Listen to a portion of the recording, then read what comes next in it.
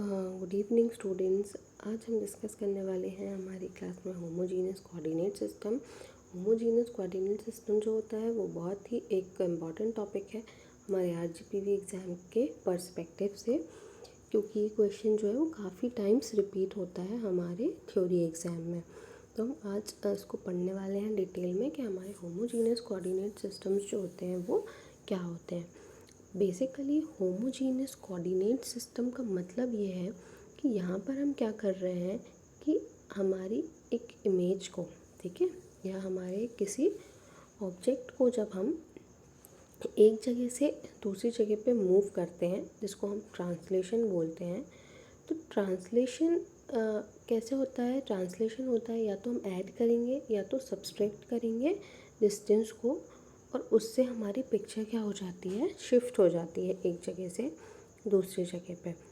तो जब हमें एक ही ऑब्जेक्ट पे हमारे ये सारे जो ट्रांसलेशन, रोटेशन, स्केलिंग, सारे जो ट्रांसफॉर्मेशंस हैं वो एक साथ परफॉर्म करने रहते हैं, तो जब हम इनको मैथमेटिकली कैलकुलेट करते हैं तो ये काफ़ी मतलब कॉम्प्लेक्स एक क्या हो जाती है, सिचुएशन हो जाती है।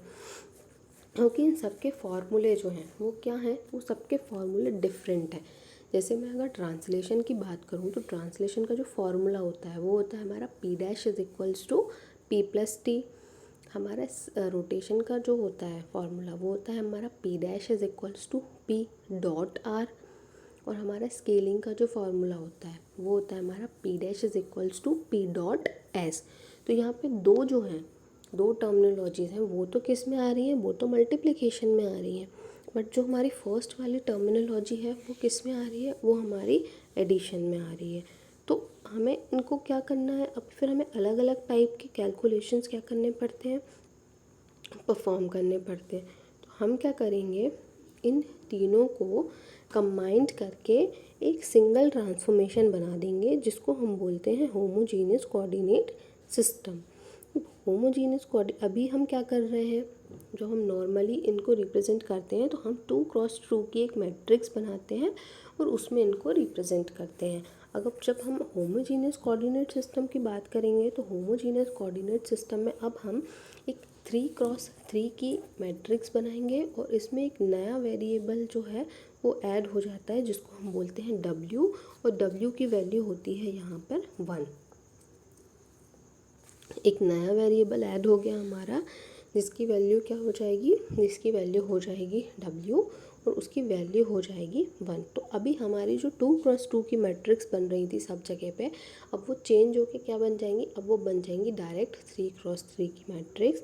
और अभी हमें क्या करना पड़ रहा था, सारे स्टेप्स में अलग अलग कैलकुलेशंस परफॉर्म करनी पड़ रही थी। अब हमें ऐसा नहीं करना पड़ेगा। होमोजीनियस कोऑर्डिनेट सिस्टम अगर हम यूज़ करेंगे तो उससे क्या होगा कि हमारा जो सीक्वेंस ऑफ ट्रांसफॉर्मेशंस है वो चेंज होके हो जाएगा सिर्फ एक सिंगल ट्रांसफॉर्मेशन। तो और सारे मैट्रिक्स जो हैं वो भी सेम उसके बनेंगे, सेम ऑर्डर के बनेंगे। मतलब हमारे सारे जो मैट्राइसेस हैं उनमें एक ही टाइप का फंक्शन जो है वो हमें क्या करना पड़ेगा, परफॉर्म करना पड़ेगा। तो इसके लिए जो रोटेशन मैट्रिक्स बनते हैं, मतलब जो मैट्रिक्सेस 3x3 के फॉर्म में बनते हैं वो इस तरीके से बनते हैं। आप देख सकते हैं कि ट्रांसलेशन का जो मैट्रिक्स है, वो जो पुरानी मैट्रिक्स बन रही थी वो क्या थी हमारी, Tx 0 0 Ty। अब यहाँ पे जो नई मैट्रिक्स बनेगी हमारी वो क्या है, हमारी 1 0 Tx 0 1 Ty एंड 0 0 1। मतलब हमारा थर्ड जो एक नया एलिमेंट हमने इसमें ऐड किया वो है W, जिसकी वैल्यू क्या है 1। 1 होने से 1 होने का फ़ायदा ये है कि हमारे आंसर को कभी भी अफेक्ट नहीं करेगी, इससे हमारा आंसर जो है वो कभी चेंज नहीं होगा। ऐसी स्केलिंग के लिए हमारी टेबल जो 3x3 में बनेगी वो है हमारी x 0 0 0 sy 0 0 0 1। और रोटेशन में बनेगी, जो रोटेशन में भी क्लॉकवाइज जो बनेगी, cos theta sin theta 0 minus sin theta cos theta 0 and 0 0 1।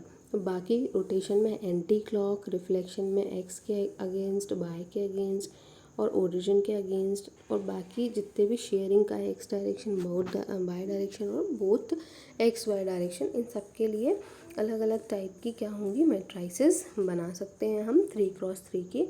तो हमारे जो होमोजीनियस कोऑर्डिनेट्स होते हैं उसको बेसिकली क्या करते हैं कि हमारी जो कैलकुलेशन की प्रॉब्लम थी कि कुछ हमारे जो नंबर्स है वो प्लस में आ रहे हैं, कुछ हमारे नंबर्स जो हैं वो मल्टीप्लिकेशन में आ रहे हैं, तो उसको ख़त्म करने के लिए और सीक्वेंस ऑफ ट्रांसफॉर्मेशंस को ख़त्म करने के लिए हम क्या लेके आए, होमोजीनियस कोऑर्डिनेट सिस्टम लेके आए, जिसमें हमने सीक्वेंस ऑफ ट्रांसफॉर्मेशन को पूरी तरीके से ख़त्म कर दिया है और हम सिर्फ एक ही ट्रांसफॉर्मेशन परफॉर्म करेंगे, तो भी एक 3x3 की मैट्रिक्स होगी। तो ये क्या करता है, हमारे काम को बहुत हद तक, हमारे ओवरलोड को कम कर देता है और हमें एग्जैक्ट जो होती है वो ऑब्जेक्ट की या पिक्सल्स की पोजीशन हम इससे क्या कर सकते हैं, कैलकुलेट कर सकते हैं। Thank you for watching this video.